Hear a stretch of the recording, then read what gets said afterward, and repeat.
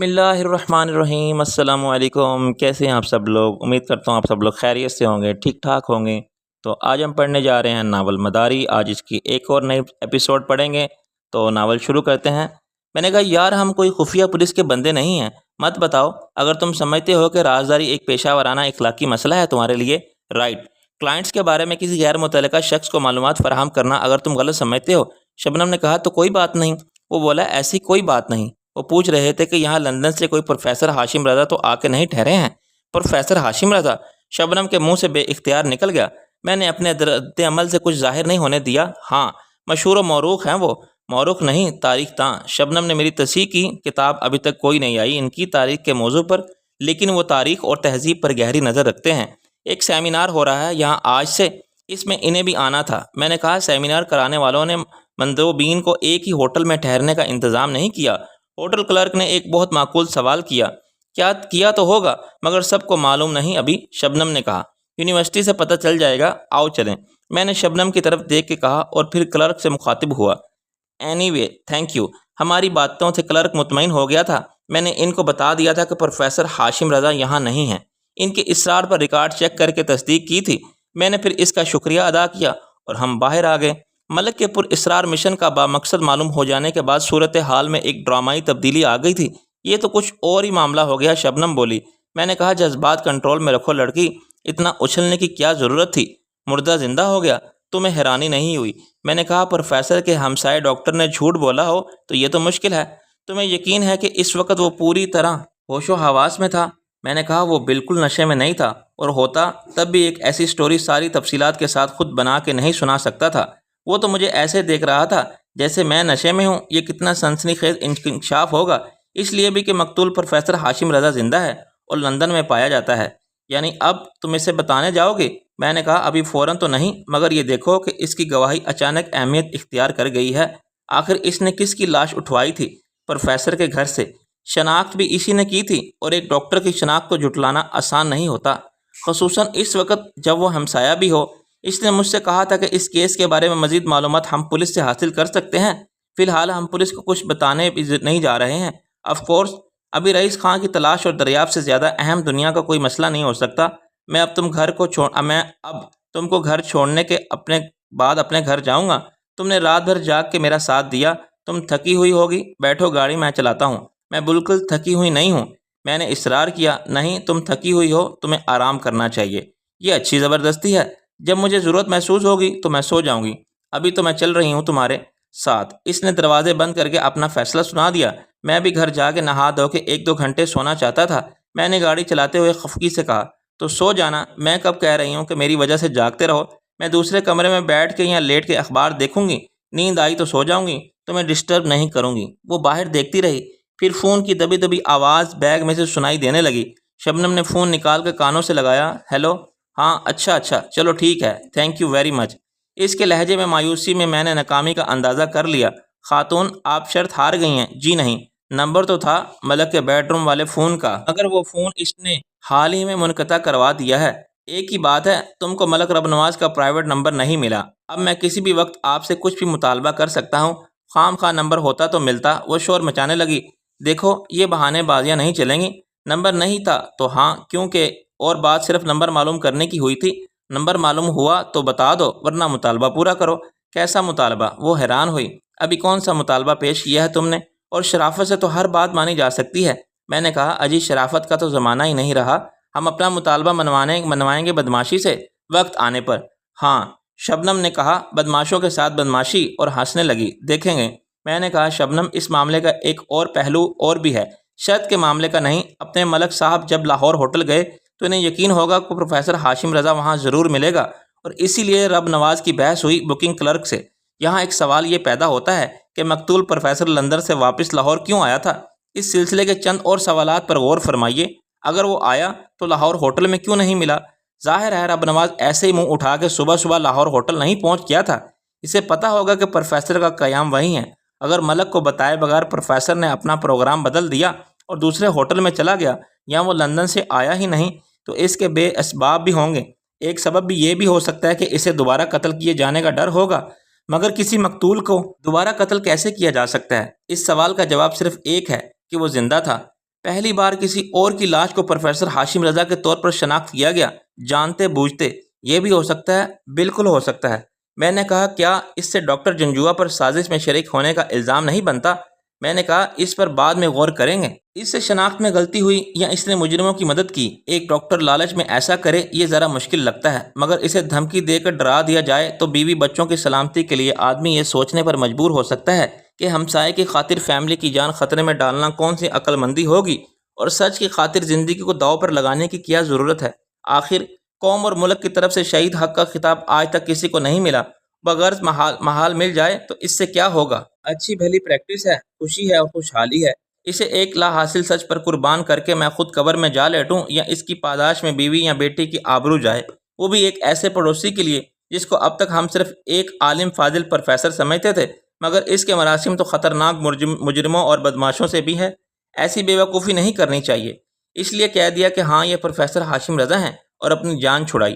یہ ایسا کہنے کا معقول معاوضہ وصول کر لیا۔ شبنم نے کہا جو بھی ہو، پروفیسر چلا گیا لندن اور لوگ اسے بھول گئے، اب کسی وجہ سے وہ پھر پاکستان آیا۔ ملک رب نواز نے کوئی کاروباری بات کرنے یا اپنے اور ملک کے کاروباری اشتراک کی نئی شرائط طے کرنے، کوئی جھگڑا نمٹانے یا نیا جھگڑا کھڑا کرنے، وہ یہاں آیا اور ملک سے کہا کہ میں تم سے ملوں گا لاہور ہوٹل میں، اور ملک رب نواز اس سے ملنے پہنچا۔ اب یہاں کئی مفروضات سامنے رکھنے پڑے۔ شبنم نے کہا نمبر ایک یہ کہ ملک نے جھگڑا ختم کرنے کے لیے جھگڑا ڈالنے والے کو ختم کرنے کا فیصلہ کیا، مگر پروفیسر کو معلوم ہو گیا۔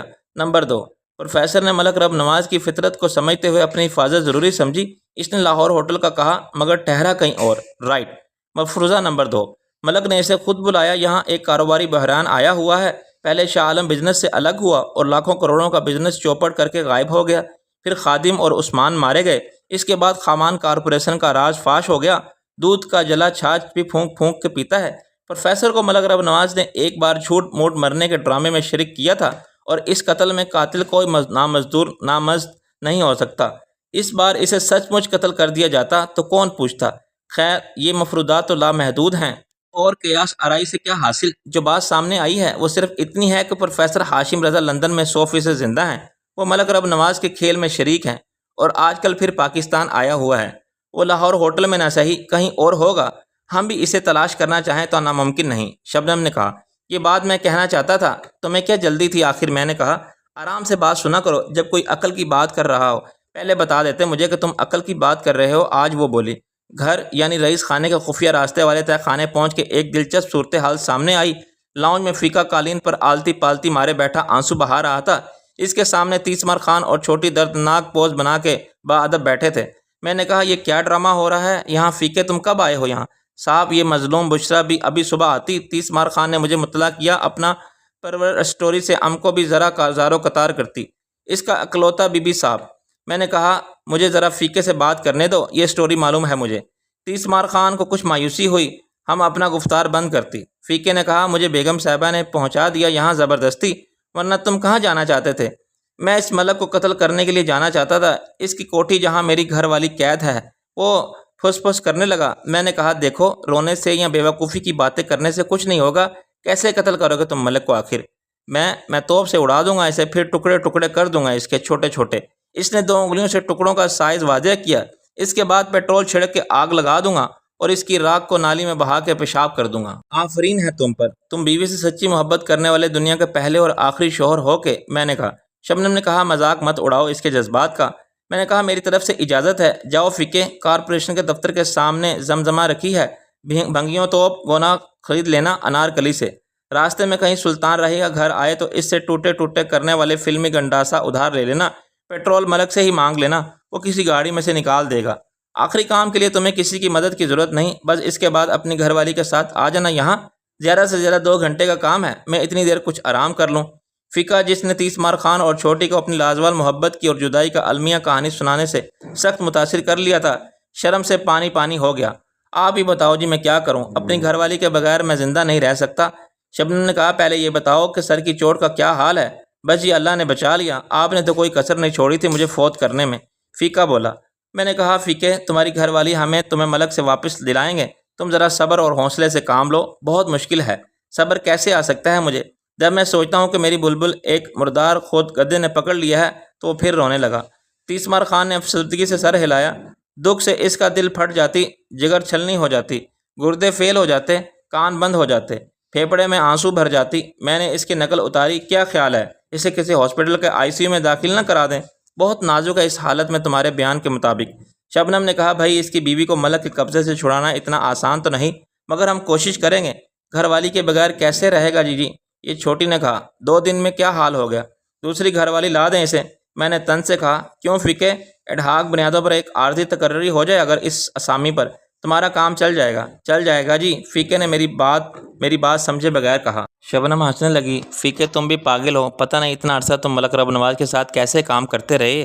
تم یہاں آئے کیسے؟ میں نے کہا، کوئی چھوڑ گیا تھا، اپنے فرید صاحب آئے تھے جی، میں بھی انہی کے ساتھ آئی تھی، شامت کی ماری، کیا پتا تھا یہاں آگے پھنس جاؤں گی۔ یہ اکیلا بیٹھا تھا جیسے ویرانے میں الو بیٹھا ہوتا ہے، نحوست مارا۔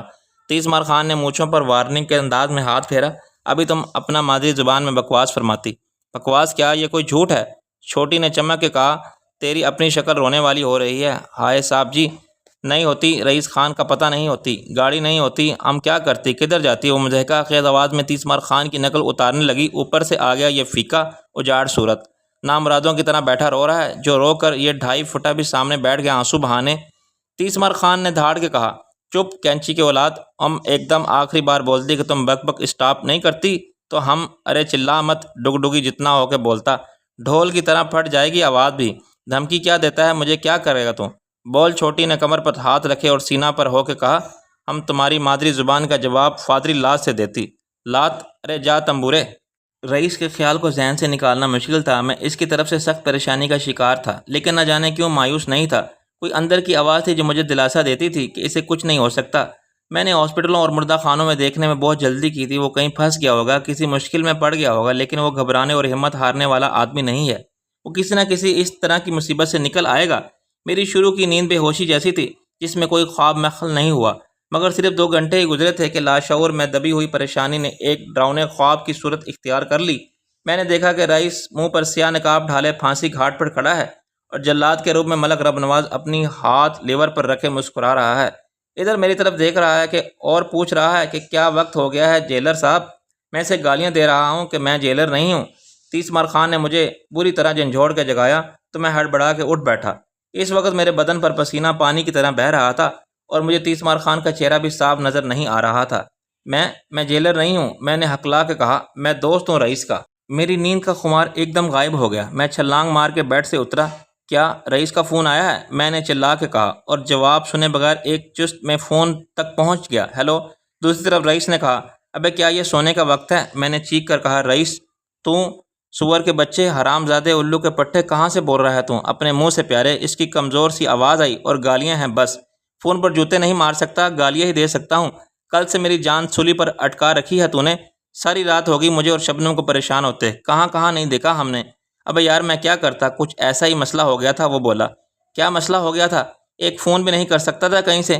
اس نے کہا، قسم اللہ کی پیارے، اتنی عقل تو اپن بھی رکھتے ہیں، لیکن تھی ایسی مجبوری کہ کچھ نہیں ہو سکتا تھا۔ اب غصہ چھوڑ، تو آجا فوراً گاڑی لے کر اسے بھیج دے 30 مار خان کو۔ میں آ جاتا ہوں، مگر تو ہے کہاں؟ میں نے پوچھا۔ اس نے کہا، ادھر اکاڑے کی طرف آجا، درمیان میں ایک پیٹرول پمپ ہے، شاہ جی کا پمپ، مشہور ہے، ٹرک کھڑے ہوں گے بہت سارے، اور پمپ کے پیچھے ہوٹل کے سامنے 4 پہیاں پڑی ہوں گی۔ میں نے کہا، پمپ تو سب ایک جیسے ہی ہوتے ہیں، مگر میں دیکھ لوں گا شاہ جی کا پمپ، پوچھ لوں گا، میں اندر کمرے میں لیٹا ہوا ہوں۔ میں نے کہا، کیا ہوا ہے تجھے؟ تیری طبیعت تو ٹھیک ہے؟ ہاں پیارے، اپن کو کچھ نہیں ہو سکتا، یاروں کی دعائیں کام آ جاتی ہیں، ورنہ اپنی کون سی نیکی ہے، اللہ میاں پتہ نہیں کیوں بچا لیتے ہیں بار بار۔ میں نے کہا، کیا تو رو رہا ہے؟ نہیں یار، ذرا بولنے میں تکلیف ہوتی ہے، تو آجا فٹافٹ۔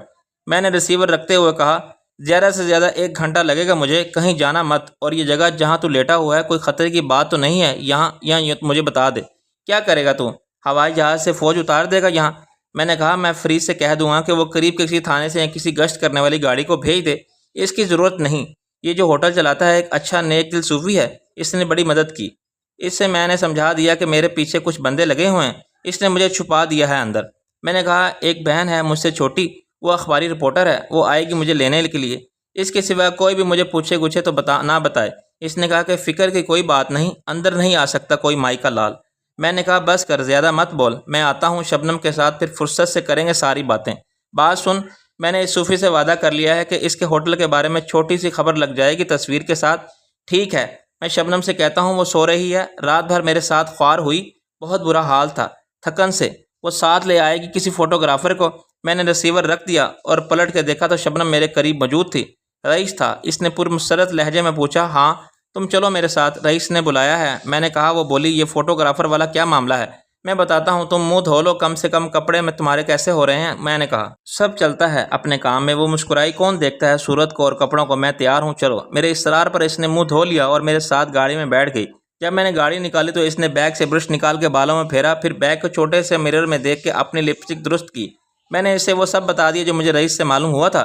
شبنم نے 2-3 جگہ موبائل فون سے بات کی۔ وہ سب پروفیشنل قسم کے فوٹوگرافر تھے جو حکامی صورتحال میں کسی بھی جگہ پہنچ جاتے تھے۔ اچھی خبر اور اچھی تصویر حاصل کرنا ان کے پیشے میں کامیابی اور ترقی کی ضمانت تھا، مگر یہ کوئی اہم اسائنمنٹ نہیں تھی۔ 2 نے شبنم کے ذاتی کام کے بعد سن کے بہانہ کر دیا، مگر تیسرا تیار ہو گیا۔ ہم نے اسے والٹن کی طرف ایک سڑک کے کنارے بس اسٹاپ سے پک اپ کیا۔ وہ نوجوان اور جوشیلا لڑکا ابھی نیا تھا اور شبنم جیسی سینئر رپورٹر کے کام آ کے اس کی سپوت حاصل کرنا چاہتا تھا۔ اس کا نام بابر وقار تھا، مگر وہ بیوی مشہور تھا۔ بیوی شبنم نے اس سے مجھ سے متعارف کرانے کے بعد کہا، یہ میرے دوست ہیں، بڑے اچھے آدمی ہیں۔ وہ مسکرانے لگا، آپ کے دوست ہیں باجی تو اچھے کیسے نہیں ہوں گے؟ اور پھر آپ کسی وجہ کے بغیر تو ان کو اچھا نہیں کہیں گی نا؟ مجھے معلوم ہے یہ آپ کے لیے اچھے ہیں تو بس اچھے ہیں، میں وجہ نہیں پوچھوں گا آپ سے۔ اف، اتنا بولتے ہو تم، شبنم نے کہا۔ اس نے کہا، باجی بولنے تو دیتی نہیں آپ مجھے، اوپر سے کہتی ہیں بولتے بہت ہو۔ پتہ نہیں تمہاری بیوی کیا بنے گا، اسے موقع ہی نہیں دو گے تم بات کرنے کا تو دم گھٹ کے مر جائے گی۔ شبنم ہنسنے لگی، باجی ایک راز کی بات بتاؤں، میں شادی کروں گا ایسی لڑکی سے جو بولتی ہی نہ ہو، پھر اچھی گزرے گی، لیکن یہ بتائیے گا مت ابھی کسی کو، ورنہ جتنی باتونی لڑکیاں ہیں نہ سب کٹ جائیں گی۔ ابھی سے ان کا دل توڑنا بھی ٹھیک نہیں۔ ویسے اچھی تو مجھے وہی لگتی ہے، باتونی لڑکیاں پٹاخ پٹاخ بولنے والی اور پھل جڑی ٹائپ، مگر بڑی مشکل ہو جائے گی باجی میرے ساتھ تو۔ بیوی مجھے بیوی کہے گی، میں اسے بیوی کہوں گا۔ تم اس کام کے بارے میں نہیں پوچھو گے جس کے لیے میں نے بلایا ہے تمہیں؟ آ رہا ہوں، اسی طرف آ رہا ہوں میں۔ معاملہ پراسرار لگتا ہے مجھے، خطرناک تو نہیں ہے نا؟ یہ پیشہ ہی خطرناک ہے مسٹر، ڈرتے ہو تو کوئی اور کام کرو۔ مشورہ صحیح دیا آپ نے، مگر کیا کام کروں؟ اچھا تو ایک ہی کام لگتا ہے مجھے، اور وہ ہے چوڑیاں پہنانے کا۔ پچھلی عید پر میں ایک دوست کے اسٹال پر بیٹھ گیا تھا، ایک تھپڑ پڑا، مگر کوئی 10 نے مسکرا کے بڑا اچھا رسپانس دیا۔ 50% کو غیر معیاری پیداوار قرار دے کے میں نے گھاس نہیں ڈالی، باقی نے مجھے خاصی گھاس ڈالی۔ ابھی تک چل رہا ہوں۔ دیکھا تم نے کیسے کیسے بدماش آ گئے ہیں صحافت کی طرف۔ سارا سال یہ فوٹوگرافی کم کرتا ہے، دل فروشی زیادہ کرتا ہے۔ وہ ایک بار کیا شعر سنا تھا آپ نے، فوٹوگرافی ہم نے سیکھی اسی لیے ہے۔ میں نے کہا، سیکھے ہیں میں رخوں کے یہ کہ ہم مصوری تقریب کچھ تو بہرحال ملاقات چاہیے۔ رائٹ سر، یہی شعر تھا۔ میرے لیے یہی کیا ہوگا چچا غالب نے، کبھی دکان کھولی تو سائن بورڈ پر کچھ نہیں لکھوں گا، بس میری تصویر ہوگی اور یہ شعر ہے نا اوریجنل آئیڈیا۔ خدا کا شکر ہے کہ یہ لڑکا بلیک میلر نہیں ہے، ورنہ ایسے فوٹوگرافر کم نہیں ہیں جن کے پاس ماڈل بننے کی شوقین لڑکیاں آتی ہیں فوٹو سیشن کرانے، اور وہ انہیں ایسے پیشہ ورانہ مشورے دیتے ہیں اور ایسی ایسی تصویریں اتار لیتے ہیں ان کی کہ مت پوچھو۔ میں نے کہا، اچھا نہیں پوچھتا، دیکھ لوں گا کسی دن بھی بیوی کے پاس جا کے۔ بابر ہنسنے لگا، کیوں نہیں سر، مگر مجھے بھی دکھائیے گا اپنا کلیکشن۔ میں باجی کو کچھ نہیں بتاؤں گا، پرامس، مگر آپ تو بیوی مت کہیں مجھے۔ ادھار راستہ ہوا، آدھا راستہ ہوا تو میں نے دائیں بائیں آنے والے پیٹرول پمپوں کو دیکھنا شروع کیا۔ ہر پمپ کا ایک نام تھا، اس کے باوجود میں نے پوچھا کہ شاہ جی کا پمپ تو نہیں ہے؟ مجھے ٹرک والوں نے صحیح ہدایت فراہم کرتے ہوئے پمپ کی پہچان کے لیے مخصوص نشانیاں بھی بتائیں، چنانچہ میں نے پمپ کو دور سے ہی دیکھ لی۔ آخری حصے میں نیچی چھت والے کمروں کی ایک قطار کے سامنے ٹیڑھی ٹیڑھی بلبوں اور گھاس پھوس کے سائبان والا برآمدہ تھا۔ برآمدے کا آخری حصہ عوامی ٹوائلٹ تھا۔ ادھر ایک گاڑی پہلے سے کھڑی ہوئی تھی۔ میں نے کار کو برآمدے کے سامنے روکا ہی تھا کہ 6 فٹ سے نکلتے قد اور گھنٹی مونچھوں والا ایک شخص خطرناک انداز میں اٹھ کے سامنے آ گیا۔ اس نے پنو جیسے بال درمیان سے تقسیم کر کے اور تیل لگا کے سر سے چپکا رکھے تھے اور آدھے تھان کے گھیر والی شلوار پہن رکھی تھی۔ اس نے میاں والی کے مخصوص لہجے میں سوال کیا، ہاں جی حکم کرو، کوئی کام ہے؟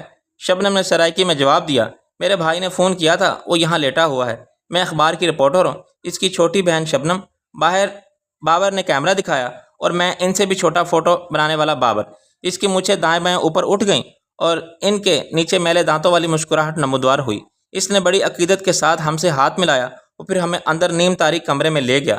ہماری آواز سن کے رئیس خود دروازے میں نمودار ہوا۔ رئیس کی صورت دیکھ کے مجھے حیرانی ہوئی، وہ بہت بیمار اور کمزور لگ رہا تھا۔ یہ کیا حالت بنا رکھی ہے اپنی، کیا ہوا ہے تجھے؟ اس نے ہنس کے کہا، ابھی کچھ نہیں ہوا، تم بیٹھو۔ میں نے کہا، بیٹھنا کیا ہے، بس چلتے ہیں۔ شاہ جی ایسے کہاں جانے دیں گے؟ رئیس بولا۔ شاہ جی کو ہمارے آنے کی خبر مل گئی تھی، وہ بھی میاں والی کی طرف کا لمبا چوڑا اور بھاری بھرکم 50 سال کی عمر میں قابل رشک صحت کا مالک اور گھنی داڑھی والا شخص تھا۔ کچھ لوگوں کے مزاج میں ملنساری اور لہجے میں اپنائیت کا فطری انداز ہوتا ہے۔ ایسے لوگ جس سے ملتے ہیں ایک ہی طرح ملتے ہیں، وہ شاہ ہو یا فقیر۔ وہ ہم سے بڑی محبت اور گرم جوشی سے ملا۔ کمرے میں ایک چارپائی اور تھی، مگر اس نے 2 کرسیاں بھی منگوا لیں۔ لو جی تسلی سے بیٹھو آپ۔ میں نے کہا شاہ جی آپ کی بڑی مہربانی، آپ نے اس کا خیال رکھا، مگر اب اجازت دیں۔ ابھی سے اجازت کا کیا سوال؟ بولو، چائے پہلے پیو گے یا بعد میں؟ تیار ہے، آپ کی خاطر ہم چائے بھی پی لیں گے۔ چلو ٹھیک ہے، اپنی خاطر کھانا کھا لو، وہ ہنسنا۔ اب بتاؤ کس کی خاطر پہلے چلیں گے؟ میرا خیال ہے کھانے کا ٹائم ہے، ہاتھ منہ کچھ دھونا اور تو ادھر آ جاؤ۔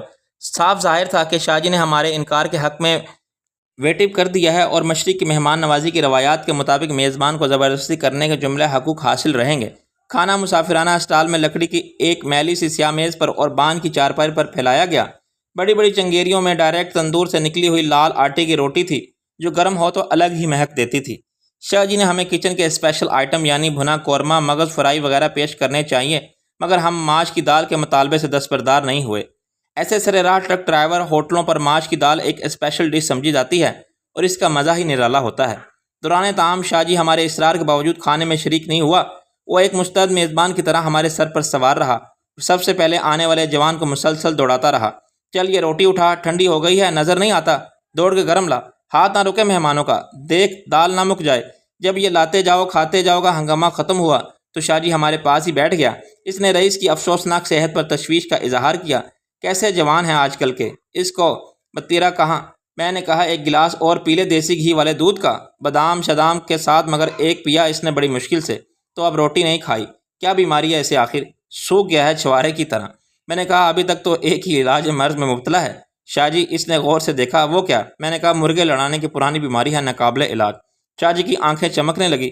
اچھا جی، پھر تو اپنا جوڑی دار ہے، ہمیں بھی بچپن میں لگ گئی تھی یہ بیماری، ابھی تک چل رہی ہے۔